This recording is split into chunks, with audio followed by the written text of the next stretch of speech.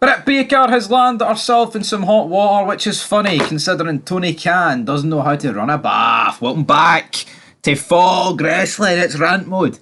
It is rant mode here on the channel because Tony Khan needs called out. The guy couldn't run a Walmart. He couldn't run a bath. He couldn't run a takeaway corner shop, man. The guy couldn't run. Hee-haw. He couldn't run a bath. That says it best, right? This wrestling company is going down.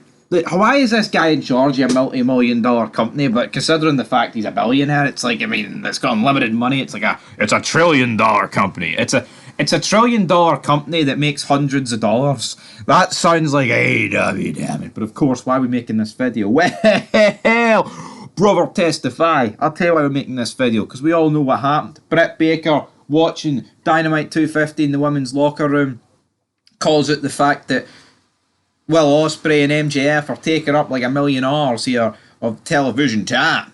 Then MJF's wee girlfriend, Alicia Tut, I say wee girlfriend, I don't know who Alicia Tut is. Hell, I couldn't even point to her, so she could be massive, she could be totty.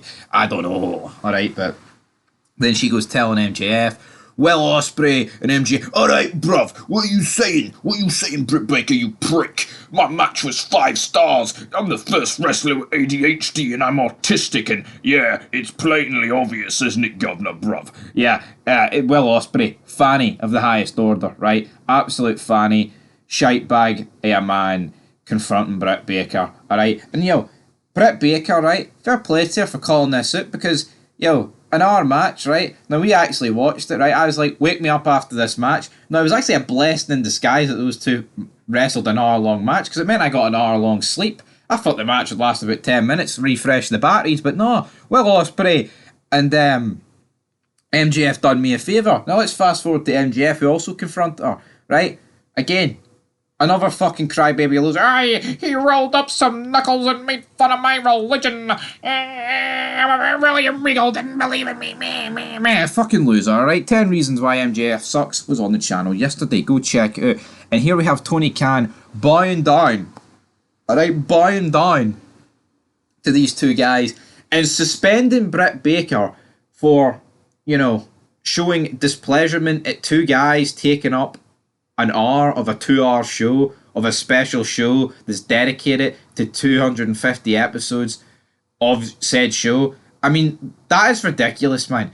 Like, MJF, fair enough, he's been there since like day one. He is a pillar of AEW. Will Ospreay's in the door, right? Will Ospreay is just in the fucking door. And I'm not saying, right, that there can't be certain people in the past that you could dedicate an hour to, right? Of course there is. Hell, see, pretty much every time Hogan comes out in WWE, like in his return in 2002, pretty much, right up to 2003 when he calls it a day, apart from a few SummerSlam matches here, say, it's like the guy literally comes out and wastes about 20 minutes just getting an ovation from the crowd.